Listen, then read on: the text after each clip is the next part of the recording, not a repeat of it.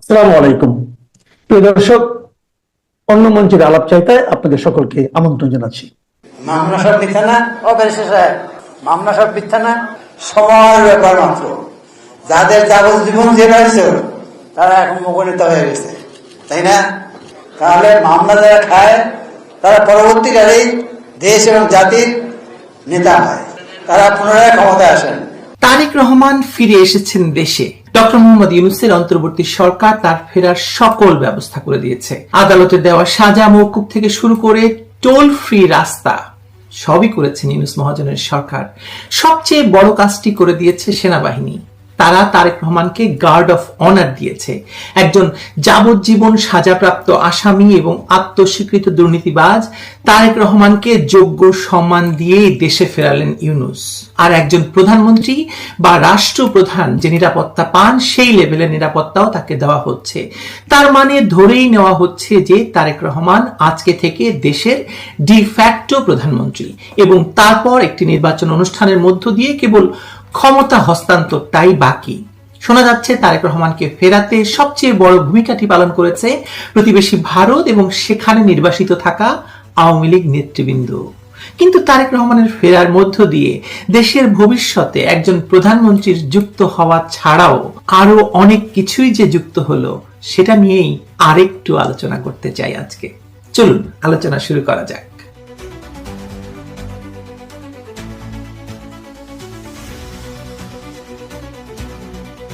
রাজনীতিতে শেষ কথা বলতে কিছু নেই। এর চেয়ে বড় কোনো সত্য বাংলাদেশের রাজনীতিতেও নেই। যে দেশে এই কিছুদিন আগেও যে নামটি উচ্চারণ করলেই 21শে আগস্টের গ্রেনেড হামলা, প্রতিপক্ষকে নির্মূল, দুর্নীতি, নেপোটিজম, ক্ষমতার দম্ভ আর রাষ্ট্রীয় অবক্ষয়ের ছবি ভেসে উঠত, আজ সেই নামটি স্থিতিশীলতার প্রতীক হিসাবে আলোচনায়। বুঝতেই পারছেন কাকে নিয়ে কথা বলছি। আমি তারেক রহমানের কথাই বলছি। তারেক রহমানকে এই কিছুদিন আগেও দেশের প্রধান দৈনিকগুলো দুর্নীতির বরপুত্র, যাবজ্জীবন কারাদণ্ডপ্রাপ্ত আসামি হিসেবে বিস্তর লিখেছে, বিস্তর সমালোচনা করেছে। কিন্তু আজকে তিনি দেশের ত্রাতার ভূমিকায় অবতীর্ণ। দেশের মানুষ যখন বলা শুরু করেছিল যে আওয়ামী লীগের আমলেই ভালো ছিলাম, তখনই ইউনূস তার জাদুর ঝোলা থেকে তারেক রহমানকে বের করে এনে জাতির সামনে ছুড়ে দিলেন। অথচ ইউনূস ক্ষমতায় বসেছিলেন দুর্নীতি, দুঃশাসন, বৈষম্যের বিরুদ্ধে জিহাদ ঘোষণাকারীদের নিয়ে। 2001 থেকে 2006 দুর্নীতি, দুঃশাসন আর ভয়ঙ্কর প্রতিহিংসার রাজনীতিটি বাংলাদেশে চলেই ছিল তারেক রহমানের হাত ধরে। তাহলে আজকে তাকেই ফিরিয়ে আনার এই বিপরীতমুখী বাস্তবতাকে আপনি কিভাবে দেখেন আমি জানি না, কিন্তু আমি এভাবে দেখি যে এটা আসলে ব্যক্তি তারেক রহমানের গুণে নয়, বরং ইউনূস সরকারের রাষ্ট্র পরিচালনায় ব্যর্থতায় তৈরি হওয়া ভয়ঙ্কর শূন্যতার ফলেই তারেক রহমানকে দেশে ফিরিয়ে আনতে ইউনূস বাধ্য হয়েছেন। আর এই শূন্যতার নামকরণই ছিল হয়তো জুলাই চেতনা, যেটি সময়ের সঙ্গে সঙ্গে উন্মোচিত হয়েছে একটি নেগেটিভ ঐক্য হিসাবে, অর্থাৎ আওয়ামী লীগ বিরোধিতা ছাড়া যার আর কোনো দৃশ্যমান নৈতিক ভিত নেই। জুলাই 2024 আন্দোলনের হয়তো বাস্তবতা ছিল, বিশেষ করে আওয়ামী লীগের 17 বছরের শাসন আমলে তৈরি হওয়া ক্ষোভটা তো ছিলই, কিন্তু এই ক্ষোভকে জনমনে না ছড়িয়ে দেশি বিদেশি অস্ত্র, অর্থ আর প্রশিক্ষণের মাধ্যমে জনগণের ভেতর থেকে বেছে বেছে লাশ ফেলে দেওয়া আর ভয়ঙ্কর রক্তপাতটাকে একটি পক্ষ বাস্তব করে তুলেছিল 2024 সালের আগস্ট মাসে ক্ষমতা দখলের মাধ্যমে। কিন্তু ইতিহাস বলে রক্তপাত নিজে নিজে নৈতিক মানদণ্ড তৈরি করতে করে না। নৈতিকতা জন্ম নেয় পরবর্তী সিদ্ধান্তে, অথবা তথাকথিত যদি আন্দোলন ধরেন বা গণ অভ্যুত্থান ধরেন, তারপরে যারা ক্ষমতায় বসছে তারা কিভাবে সেটিকে নৈতিকতা দিচ্ছে, কোন মানদণ্ডে তারা বিচার করছে, বিচার কিভাবে চলবে, দায় কিভাবে নির্ধারিত হবে, ক্ষমতার অপব্যবহার হলে তার পরিণতি কি হবে, এই প্রশ্নগুলোর উত্তরেই আন্দোলনের মান নির্ধারিত হয়। জুলাই পরবর্তী বাস্তবতায় দেখা গেল এই প্রশ্নগুলোর কোনো উত্তর তৈরি হয়নি, বরং তৈরি হয়েছে নতুন এক রাজনৈতিক বন্দোবস্ত। আর সেই নতুন রাজনৈতিক বন্দোবস্তের সবচেয়ে সর্বশেষ সংযোজন এই তারেক রহমানের ফিরে আসা, এবং সরকার বাধ্য হয়েই তাকে ফিরিয়ে এনেছে।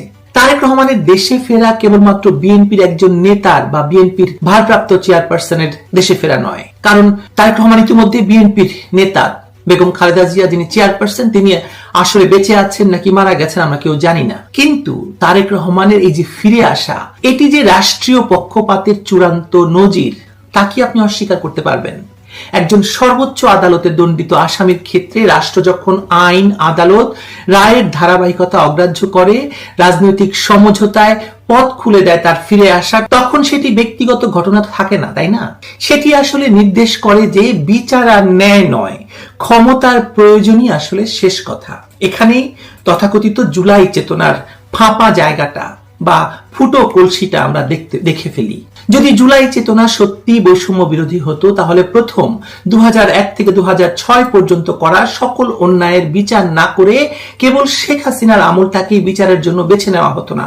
আপনারা স্মরণ করতে পারেন যে যখন 2024-এর এই অগাস্টের পরপরই এই যে এখনকার সন্ত্রাসীরা, এনসিপির নেতৃত্বরা প্রায়ই তারেক রহমানকে নিয়ে স্লোগান দিত, তারেক আমার এটা সেটা, এবং তার বিচার করা হবে, তার দুর্নীতির বিচার করা হবে, এগুলো কিন্তু বলেছিল তারা, মনে আছে আপনাদের? এবং 2001 থেকে 6 পর্যন্ত চলা অপারেশন ক্লিন হার্ট থেকে শুরু করে র্যাবের মাধ্যমে সে সময় যে গুম খুনের ঘটনা ঘটেছিল, সেগুলোরও তো বিচার শুরু হওয়ার কথা ছিল, কিন্তু না, সেটা তো হয়নি।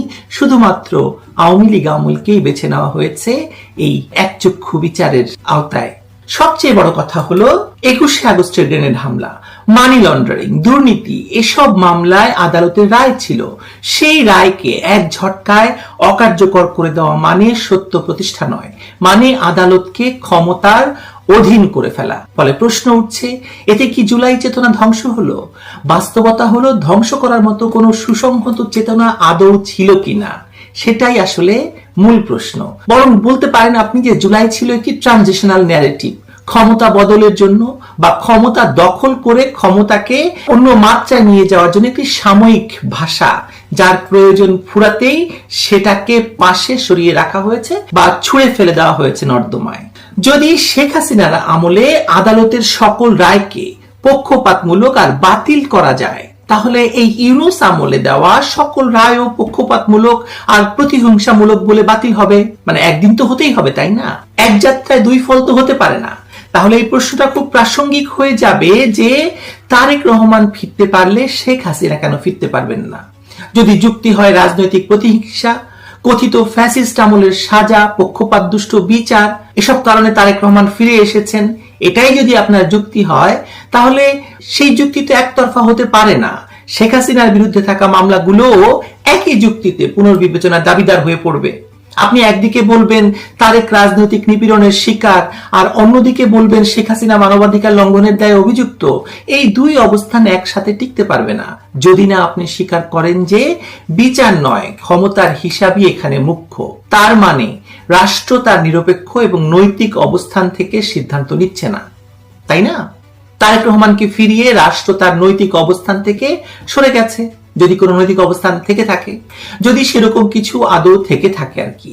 রাষ্ট্র মানে শুধু সংবিধান নয়, রাষ্ট্র মানে নৈতিক ধারাবাহিকতা। আপনি যদি এক পক্ষের জন্য আইনকে নমনীয় করেন, অন্য পক্ষের জন্য কঠোর রাখেন, তাহলে রাষ্ট্র আর রাষ্ট্র থাকছে না, ক্ষমতার যন্ত্রে পরিণত হচ্ছে। এই অবস্থায় দাঁড়িয়ে আওয়ামী লীগের বিরুদ্ধে দুর্নীতি বা অর্থ পাচারের মামলা যদি আপনি চালিয়ে যান আন্তর্জাতিক পরিসরে, সেটাকে ন্যায় বিচার বলা হবে না, বলা হবে রাজনৈতিক প্রতিশোধ। ইতিমধ্যেই আন্তর্জাতিকভাবে এই সব বলা শুরু হয়েছে। ব্রিটেনের সাংসদরা বলছেন, আমেরিকার কংগ্রেসম্যানরা বলছেন, আর দেশের ভেতরে তো আছেই। আদালত কাগজে চলতে পারে, কিন্তু বিশ্বাসযোগ্যতা থাকে না আদালতের। ইতিমধ্যেই দেশে বিদেশে এই প্রশ্ন উঠতে শুরু করেছে এবং খুব দ্রুত সেটা আরো জোরে সোরে উচ্চারিত হবে। দুঃখজনক সত্য হলো বাংলাদেশে এই বৈষম্যের রাজনীতি আসলে বাস্তবতা। সেটা বঙ্গবন্ধু শেখ মুজিবুর রহমানকে হত্যার পর থেকেই শুরু হয়েছে এবং এখনো ডক্টর মোহাম্মদ ইউনূসের নেতৃত্বের যে সরকার, আপনারা অন্তর্বর্তী সরকার বলেন, তারা সেটি সমানে করে যাচ্ছে।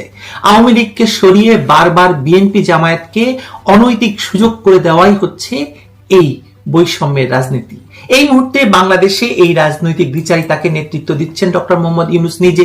আওয়ামী লীগকে ক্ষমতাচ্যুত করে নিজেদেরকে নৈতিক বিকল্প হিসাবে তুলে ধরাই ছিল এই সরকারের মূল রাজনৈতিক পুঁজি, কিন্তু নৈতিকতা কোনো ঘোষণাপত্র নয়, এটি সিদ্ধান্তে প্রতিফলিত হয়। তারেক রহমানের প্রত্যাবর্তনের প্রস্তুতিতে যে রাষ্ট্রীয় উদ্যম দেখা গেছে, পরিবহন সুবিধা, প্রশাসনিক সহায়তা, আইনগত দ্রুততা, তা একটাই বার্তা দেয়, ক্ষমতার নতুন সমীকরণে কে প্রয়োজনীয় আর কে নয়। প্রশ্ন হলো, এই দরদের উৎস কি? নৈতিক দায়বদ্ধতা নাকি রাজনৈতিকভাবে টিকে থাকার তাগিদ? বাস্তবতা হলো, জুলাই পরবর্তী কাঠামোর ভেতরে যারা আছে তাদের অনেকেরই অতীত এবং বর্তমান নিয়ে প্রশ্ন আছে। এই প্রশ্নগুলোর মুখোমুখি টিকে থাকতে হলে ক্ষমতার অংশ থাকা জরুরি। রাজনীতিতে এক মাস্টার মাইন্ড আর এক মাস্টার মাইন্ডের প্রয়োজন বোঝে, এই নির্মম বাস্তবতা অস্বীকার করতে পারবেন না আপনি। ফলে তারেক রহমানের প্রতি এই দরদ কেবল ব্যক্তিগত নয়, এটি একটি সেলফ প্রিজার্ভেশন স্ট্র্যাটেজি। একটা ইন্টারেস্টিং সত্য হলো, এটাও হয়তো হতে পারে যে আওয়ামী লীগের ভিতরে যারা লুটপাট, দুর্নীতি, অর্থ পাচারের সঙ্গে যুক্ত ছিলেন, তাদের অনেকের কাছেও তারেক রহমান খারাপ বিকল্প নন হিসেবে বিবেচিত হবে। কেন? কারণ হচ্ছে, এই রাজনীতির পুরনো খেলোয়াড়রা নিয়ম জানেন, ম্যানেজমেন্ট বোঝেন। তারা ভাবছেন যে বিএনপিকে কিছুটা, তাদের যে অর্জিত বিপুল সম্পদ তার কিছুটা দিয়ে তারা বাংলাদেশে ফিরতে পারবেন। এটা একটা ভাবনা, যদিও আমার কাছে বিষয়ে কোনো প্রমাণাদি নেই। ফিরি সেই জুলাই চেতনার কথায়। এই চেতনা যে ভুয়া আর সব দিক থেকেই ফোকলা হয়ে গেছে, তার বলার অপেক্ষা রাখে না।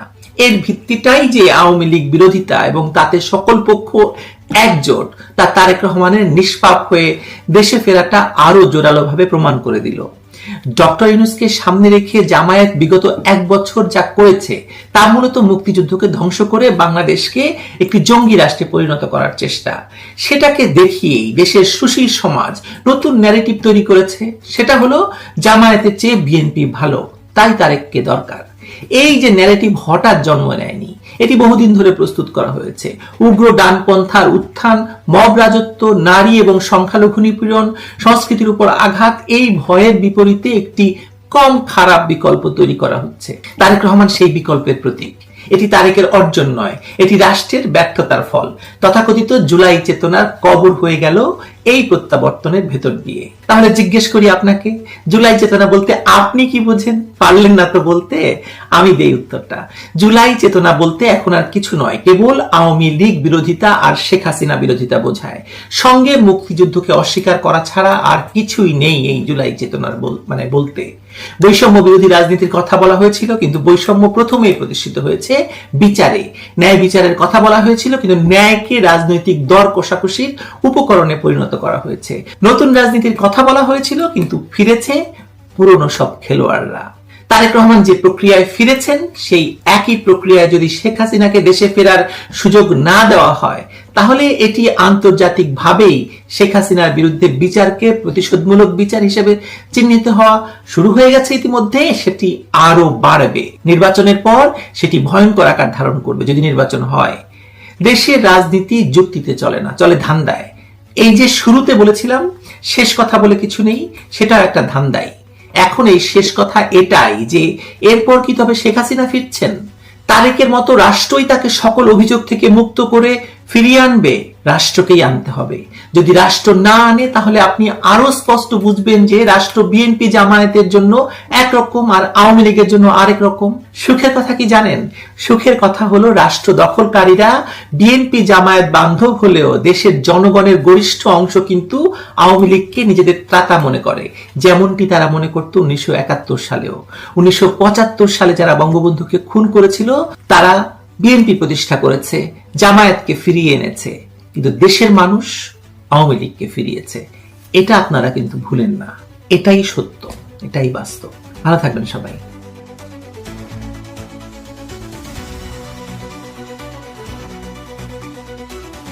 আসসালামু আলাইকুম রহমতুল্লাহি ওয়া বারাকাতুহু। সম্মানিত দর্শক, জনাব তারেক রহমান সাহেবের দেশে ফেরার পর রাজনীতির যে হিসাবপত্র ছিল, সকল হিসাবপত্র এলোমেলো হয়ে গেছে। যেখানে যোগ করার কথা ছিল, সেখানে গুণ হয়ে গেছে। যেখানে গুণ করার, মাল্টিপ্লাই করার কথা ছিল, সেটা ভাগ হয়ে গেছে। আর যেখানে ভাগ হওয়ার কথা ছিল, সেখানে বিয়োগ হয়ে গেছে। আপনারা যারা এতদিন যমুনা কেন্দ্রিক একটা ওয়েব দেখতেন, মানে ডক্টর মোহাম্মদ ইউনূস তার যে সরকারি বাসভবন যমুনা, সেখানে যে একটা ভাইব তৈরি হতো, যেটাকে অনেকে যমুনার ঢেউ বলার চেষ্টা করতেন, কিংবা যমুনাকে কেন্দ্র করে যে হুমায়ুন আহমেদের যে বিখ্যাত নাটকগুলো বা সেই নাটকের যে গানগুলো, আমার যমুনার জল দেখতে ভালো, স্নান করিতে লাগে ভালো, আমার যমুনার জল দেখতে কালো, স্নান করিতে লাগে ভালো, উনি প্রায় অনেকগুলো নাটকে, প্রায় সব নাটকই বলতে গেলে এই গানটি অন্তর্ভুক্ত করার চেষ্টা করেছেন। তো সেই যে যমুনা, সেই যমুনা তারেক রহমান সাহেবের আগমনের পর অনেকটা পাদ্যপীঠে চলে গেছে। যমুনা নিয়ে এখন আর আলোচনা হয় না, বা লোকজন ডক্টর মোহাম্মদ ইউনূসের উপস্থিতি, তারপরে যমুনার গুরুত্ব, ওই অফিসে যে সকল কর্তা ব্যক্তি রয়েছে, অন্তত 25, 26, 27 এই 3 দিনে আমি যমুনা সংক্রান্ত কোনো খবর, মানুষের যে আগ্রহ বা যমুনাকে ঘিরে যে কোনো কিছু করা সম্ভব, যমুনার কথা যে রাষ্ট্র চলে, ওইরকম মনে হচ্ছে না। এখন সর্বত্র তারেক রহমান সাহেব কি করছেন, কোথায় যাচ্ছেন, তারপরে কার সাথে কথা বলছেন, কার দিকে তাকাচ্ছেন, তার যে ড্রেস কোড, সে কি পরছেন, এই জিনিসগুলোই কিন্তু আলোচিত হচ্ছে। অবশ্য তারেক রহমান সাহেব যখন আসার সিদ্ধান্ত নেননি, তখন আমরা যে কজন লোক তার আসার ব্যাপারে বলছিলাম, যদি আমার এখানে অবস্থান ছিল অনেকটা দ্বৈত। আমি মনে করতাম যে তারেক রহমান সাহেবের বাংলাদেশে আসাটা জরুরি ছিল 2024 সনের আগস্ট মাসের 8 তারিখের মধ্যে, অর্থাৎ 5, 6, 7, 8। যদি 8 তারিখের মধ্যে আসতেন, ওনার বিজয়, ওনার সফলতার ব্যাপারে শতভাগ নিশ্চয়তা দেওয়া যেত। 8 তারিখের পরে, মানে দিন যত গেছে, ওনার দেশে ফেরা এবং দেশে ফেরার পরে উনি যে সফল হবেন, এটা সুদূর পরাহত এবং ঝুঁকিপূর্ণ হয়ে পড়েছে। উনি যদি 2024 সনে আসতেন, 2024 সনে আসতেন ওই আগস্ট মাসের 8 তারিখের মধ্যে, তাহলে 2024 সনের ডিসেম্বরে নির্বাচন হতো এবং উনি এতদিন বাংলাদেশের প্রধানমন্ত্রী থাকতেন। তো তিনি সেই যে দেরি করেছেন বা আসেননি, কার পরামর্শে, কি কারণে, কোন সমস্যায়, এটা উনি ভালো বলতে পারবেন। কিন্তু এই অবস্থাতে তার যে আশাটা, এটা তার জন্য, তার পার্টির জন্য ইতিহাসের সবচেয়ে ঝুঁকিপূর্ণ সময়। এমনকি শহীদ প্রেসিডেন্ট জিয়াউর রহমানের অবর্তমানে বিএনপির যে বিপদ বিপত্তি ছিল, এই মুহূর্তে বাংলায় তারেক রহমান সাহেব ঘুরে বেড়াচ্ছেন আর রাজনীতি করছেন, সামনে ইলেকশন। এই দুটো, মানে জিয়াউর রহমান সাহেবের শহীদ হওয়ার পরে বিএনপি যে বিপদে পড়েছিল, তার সাথে এখন বিপদ বেশি।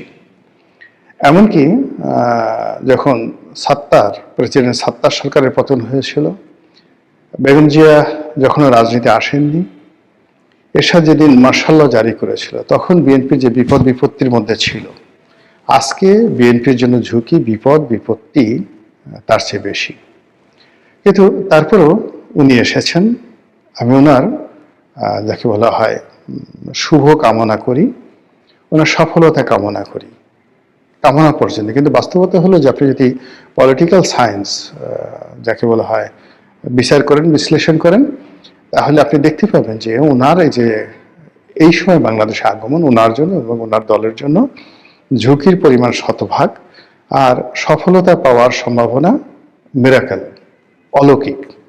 স্বয়ং আল্লাহ রাব্বুল আলামিন যদি তাকে সফল করেন, ক্ষমতা এনে দেন, সুষ্ঠুভাবে নির্বাচন হয়, শান্তিপূর্ণভাবে বিএনপি ক্ষমতা লাভ করে উনি প্রধানমন্ত্রী হন, এটা হবে মিরাকেল। বাংলাদেশের জন্য মিরাকেল, তার জন্য মিরাকেল, বিএনপির জন্য মিরাকেল। কিন্তু পলিটিক্যাল সায়েন্স যেভাবে বলে, সেই সায়েন্স অনুযায়ী এটা কোনো অবস্থাতেই ইতিবাচক হয় না। তারপর তিনি এসেছেন। তো আবার তিনি যদি না আসতেন, তাহলে তার দলের অবস্থা মুসলিম লীগের মতো হতো। তার দলের অবস্থা সেই কি বলবো, ভাসানী ন্যাপের মতো হতো। এরকম একটা অবস্থা, মানে হয় কি যে আপনি একটা রুগী অসুস্থ হতে হতে এমন সময় হাসপাতালে নিলেন যখন আসলে অপারেশন ছাড়া আপনার আর কোনো ওয়ে নেই। তো গত 15-16 মাসে বাংলাদেশের যে রাজনীতি, বাংলাদেশের যে অর্থনীতি, তারপর সেই বাংলাদেশের যে সার্বিক আইনশৃঙ্খলা থেকে শুরু করে মানুষের যে মন মানসিকতা, সব মিলিয়ে এরকম একটা অবস্থায় পৌঁছে গিয়েছে যে এখান থেকে একটি পলিটিক্যাল ট্রান্সফরমেশন, তারপরে পলিটিক্যাল রিকনসিলিয়েশন, তারপর যাকে বলা হয় পলিটিক্যাল ইভ্যালুয়েশন, এই জিনিসগুলি এখন সম্ভব নয়। এটা রীতিমতো রাজনীতির পরিবেশ আইসিইউতে চলে গেছে। আপনারা হয়তো বলতে পারেন যে তারেক রহমান সাহেব আসলেন, এই যে এত 1 কোটি লোক আসলো ঢাকা শহরে, মানে এখন বলা হলো যে 1 লক্ষ নতুন সিম বাংলাদেশে আসছে, মানে ঢাকাতে আসছে ঢাকার বাইরে থেকে। তো এটা নিয়ে আবার প্রতিপক্ষ বলার চেষ্টা করছে যে না, 1 কোটি লোক, সরি আগে আমি বোধহয় যেটা বলছিলাম, যেখানে ওনার আগমন নিয়ে যে জনসমাবেশ হয়েছে আগমন উপলক্ষে, এই জনসমাবেশে কত লোক হবে। আমি বলেছিলাম যে ঢাকা শহরে তো 1 কোটি লোক এখানে পার্টিসিপেট করবে, শহরের বাইরে থেকে আরো 50 লাখ লোক আসবে, কাজেই মোরাললেস 1.5 কোটি লোক এখানে থাকবে। তো দেখা গেল যে ঢাকা শহরে যে 1 কোটি লোক আছে, সেই 1 কোটি লোকের সাথে আবার বিএনপি মাইন্ডের যে সকল পত্রপত্রিকা তারা খবর প্রকাশ করেছে যে ঢাকার বাইরে থেকে মূলত 1 কোটি লোক আসছে। এর কারণ হলো বিটিআরসির হিসাব অনুযায়ী, সরকার হিসাব অনুযায়ী 1 কোটি নতুন সিম কার্ড যারা ঢাকার বাইরে ছিল তারা ঢাকার মধ্যে এসেছে।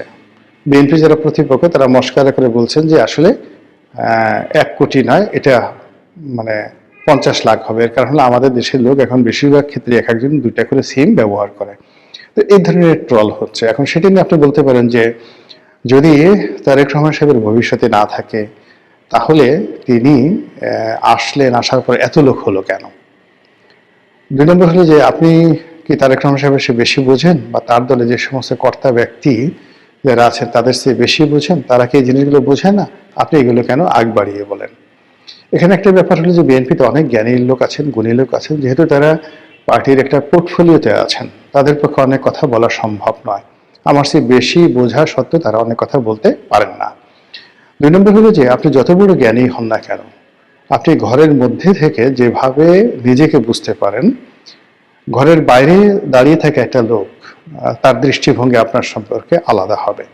তো সেই ক্ষেত্রে আমি যেহেতু বিএনপির কোনো পদ পদবিতে নাই, পোর্টফোলিওতে নাই, বিএনপি দলের কোনো কার্যক্রমে আমি কখনো যাইনি বা যাই না, তো কাজেই অন্য একজন দর্শক হিসেবে, একজন রাজনৈতিক বিশ্লেষক হিসেবে, রাজনীতির কর্মী হিসেবে আমি যেভাবে বিএনপিকে দেখতে পাই, সেটা বিএনপির ভিতরে যারা আছেন তাদের পক্ষে সম্ভব নয়। এর বাইরে যেহেতু মিডিয়ার সঙ্গে জড়িত আছি, যেভাবে বিশ্লেষণ করার, কথা বলার আমার একটা প্ল্যাটফর্ম আছে, এটা হয়তো বিএনপি যারা নেতাকর্মী আছেন তারা নিজেরা বলেন, আমি যে কথাগুলো বলি, কিন্তু এগুলো আমি যেভাবে পাবলিকের সামনে তুলে ধরতে পারি তারা হয়তো সেইভাবে পারেন না। এই জন্য কিন্তু এই কথাগুলো বলা। তো যেটা বলছিলাম যে ওনার এই যে আশাটা, ওনার এই আশাটা, এটা আমাদের যে বাঙালির চিরায়ত আবেগ, সেই আবেগের বহিঃপ্রকাশ। বাংলাদেশের 35% লোক বিএনপি করে, এতে কোনো সন্দেহ নেই। আবার একই 35% লোক আওয়ামী লীগ করে, এতেও কোনো সন্দেহ নেই। এই 35% লোক তারেক রহমান সাহেব, বেগম জিয়া, শহীদ জিয়া, তাদের জন্য অন্তঃপ্রাণ। এবং গত 17-18 বছর ধরে মানুষ যে কষ্ট করছে, সীমাহীন কষ্ট করছে, অর্থাৎ 35% বিএনপি যারা নেতাকর্মী সীমাহীন কষ্ট করছে। সেই কষ্টের পর একটা বিপ্লব হয়েছে, সেই বিপ্লবের পর তাদের নেতা বাংলাদেশে এসেছে। এত কিছু চিন্তা ভাবনা করার সময় নেই। তারা তাদের সমস্ত আবেগ তারা উগড়ে দিয়ে ঢাকা শহরে এসেছে নেতাকে একটু দেখার জন্য, এবং এটা আমাদের দেশে সচরাচর। কিন্তু সমস্যাটা হলো যে এই যে আমাদের বাঙালির যে আবেগ, এটি কোনো কোনো ক্ষেত্রে 24 ঘন্টা, কোনো ক্ষেত্রে 48 ঘন্টা। 48 ঘন্টার পর আবেগ থাকে না। আমাদের বাঙালির যে রাগ, 6 ঘন্টার বেশি রাগ থাকে না। 6 ঘন্টার পরে মানুষ রাগ কমে যায়, এটা আমাদের চরিত্র। কিন্তু আপনি আরব দেশের দান, মানে 6000 বছরেও তাদের রাগ কমে না। মানে নিজে রাগ হয়ে গেল, মরে যাওয়ার আগে ছেলে মেয়েকে লিখে গেল যে আমি এই বিষয়ে রাগ হয়েছি, তোমরাও এই রাগ ধারণ করবে। তো বাঙালির সেটা নেই। বাঙালিরা মানে 6 ঘন্টা পরে আপনি রাগ কমে যায়। স্বামী স্ত্রীর ঝগড়া থেকে শুরু করে দ্বন্দ্ব সংঘাত যা কিছু আছে, সেটা উইদিন 6 আওয়ার্সের মধ্যে এটা 0 হয়ে যায়। আপনি দেখেন অনেক জেলাতে মারামারি হয়, কাটাকাটি হয়, আবার 6 ঘন্টা পরে কিন্তু সেটা নিষ্পত্তি হয়ে যায়। এটি হলো আমাদের চিরাচরিত অবস্থা। ফলে তারেক রহমান সাহেবকে নিয়ে যে আবেগ দেখানো হয়েছে, সেই আবেগটা আসলে 48 ঘন্টা, 24 ঘন্টা পরে অর্ধেক কমে যাবে, 48 ঘন্টার পরে একেবারে শূন্য হয়ে যাবে। ফলে উনি ওনার দলের অন্য সব নেতার মতো, এমনকি তার মায়ের মতোই তিনি সাধারণভাবে মানুষজনের দ্বারা তিনি ওইভাবে মূল্যায়িত হবেন। তিনি যদি হঠাৎ অসুস্থ হন বা রোগাক্রান্ত হন, ওইরকম একইভাবে 24 ঘন্টার জন্য মানুষজন খুব মানে ছুটে আসবে, আবার যার যার অবস্থানে চলে যাবে। এই হলো বাংলাদেশের চরিত শ্রেণীর চরিত্র। কাজেই তারেক রহমান সাহেবকে নিয়ে যে ভাবাবেগ ছিল, সেটা 48 ঘন্টার মধ্যে, 24 ঘন্টার মধ্যে অর্ধেক চলে গেছে, বাকি 48 ঘন্টা আমি যখন ভিডিও করছি তখন পর্যন্ত 48 ঘন্টা হয়নি। ফলে এখনো পর্যন্ত কিছুটা অবশিষ্ট আছে। এখন আপনি গিয়ে দেখেন যে হাদিকে নিয়ে যে আবেগ তৈরি হয়েছিল, সেই আবেগ 24 ঘন্টার মধ্যে কিভাবে শেষ হয়ে গেছে, 48 ঘন্টার মধ্যে কিভাবে সেটা একেবারে শূন্যতে পরিণত হয়েছে।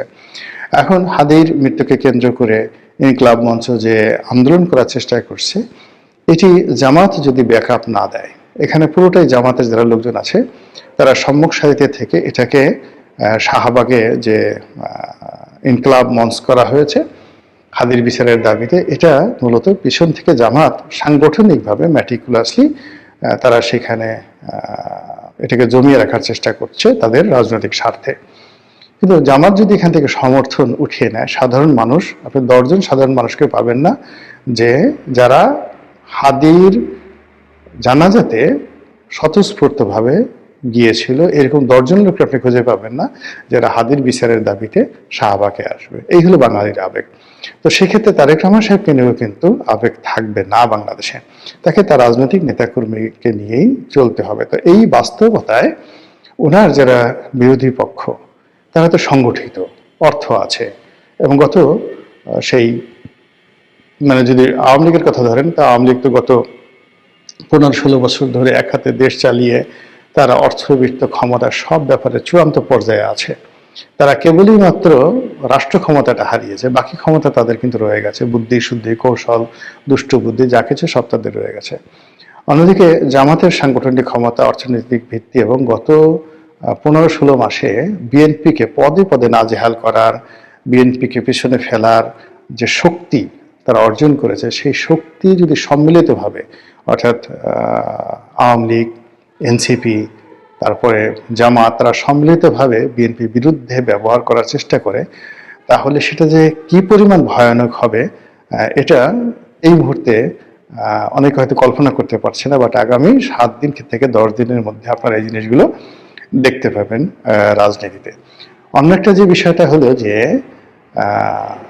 এই মুহূর্তে যে জিনিসটি আমাদের পুরো রাজনীতিকে আরো গতিহীন করে ফেলবে, রাষ্ট্রশক্তিকে আরো দুর্বল করে ফেলবে, সেটা হলো তারেক রহমান সাহেব আসার পরই যমুনার যে কর্তৃত্ব, মানে ডক্টর মোহাম্মদ ইউনূসের যে কর্তৃত্ব, তার যে ক্ষমতা, প্রভাব, প্রতিপত্তি, এটা কমতেছে, ধীরে ধীরে কমছে, এবং অনেক ক্ষেত্রে তারা খুব বিব্রতকর অবস্থার মধ্যেও পড়েছে। আর তাদের যারা বিশ্বস্ত যারা লোকজন এই গত 15 মাস ধরে তাদেরকে সাপোর্ট দিচ্ছে, তারা হয়তো জেনে হোক, বুঝে হোক, রাগে হোক, ক্রোধে হোক, তারা ডক্টর মোহাম্মদ ইউনূসের প্রতি খুবই বিরক্ত যে তিনি হয়তো তারেক রহমান সাহেবকে এনেছেন, তিনি হয়তো সেই জামাতকে বা অন্যান্য দলকে অবদমিত করার জন্য তারেক রহমান সাহেবকে প্রশ্রয় দিচ্ছেন। তো এই ঘটনা সত্য হোক মিথ্যা হোক ডাজ নট ম্যাটার, কিন্তু ডক্টর মোহাম্মদ ইউনূসের দীর্ঘদিনের যারা সঙ্গী সাথী, তারা এই সময়টাতে অভিমান করেছে, এবং এই অভিমান আগামীতে ভাঙবে না। এবং এটা ডক্টর মোহাম্মদ ইউনূসের জন্য, মানে আমি যেটা বলছি, যমুনার যে ঢেউ, তার যে ক্ষমতা, সেই ক্ষমতাটা কমে গেল। এবং আপনারা জানেন যে ইলাস্টিসিটি, মানে কোনো একটা ব্যাপারে যদি কারো ভয় ভেঙে যায়, কোনো একটা ব্যাপারে যদি কারো আকর্ষণ কমে যায়, কোনো একটা বিষয়ে যদি কারো ক্রোধ সৃষ্টি হয়, তাহলে সেখানে আর যা হোক না কেন পূর্ব অবস্থায় ফিরে আনা যায় না। যে কোনো সম্পর্ক একবার নষ্ট হয়ে গেলে সেই সম্পর্কটা জোড়াতালি দিয়ে চালানো যায়, কিন্তু সেটা আর আগের মতো আসে না। তো সেক্ষেত্রে যমুনার যে দাপট ছিল, যমুনার যে কর্তৃত্ব ছিল, মানে যদি ডক্টর মোহাম্মদ ইউনূস আরো 5 বছর ক্ষমতায় থাকেন, তো সেই ক্ষেত্রে তিনি এই তার যে পুরনো মিত্রদের সাথে তার যে বন্ধুত্ব ছিল, এটা হবে না, আর কখনো হবে না। অন্যদিকে তারেক রহমান সাহেবের সাথে তিনি চেষ্টা করলেও সম্পর্ক করতে পারবেন না। এর কারণ হলো এখানে তারেক রহমান সাহেব আসছেন এবং এখন খুব অল্প সময়ের মধ্যে তিনি ইচ্ছা করলেও ডক্টর মোহাম্মদ ইউনূসের সঙ্গে দেখা করবেন না, করতে পারবেন না, বা করলে সেটা ডক্টর মোহাম্মদ ইউনূসের জন্য সার্বিক দিক থেকে বুমেরাং হয়ে পড়বে। এই কারণে তিনি যখন আসবেন বা ডক্টর মোহাম্মদ ইউনূস যদি তার সঙ্গে দেখা করেন, পুরো জিনিসটা একটা কমপ্লেক্সের মধ্যে চলে গেছে।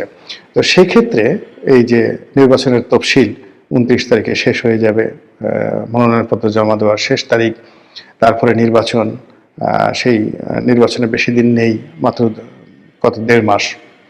তো সেই 1.5 মাসের যে ব্যবধান, সেই ব্যবধানটার প্রতিটি সেকেন্ডই কাউন্ট হবে, যাকে বলা হয় এই যমুনা কেন্দ্রিক।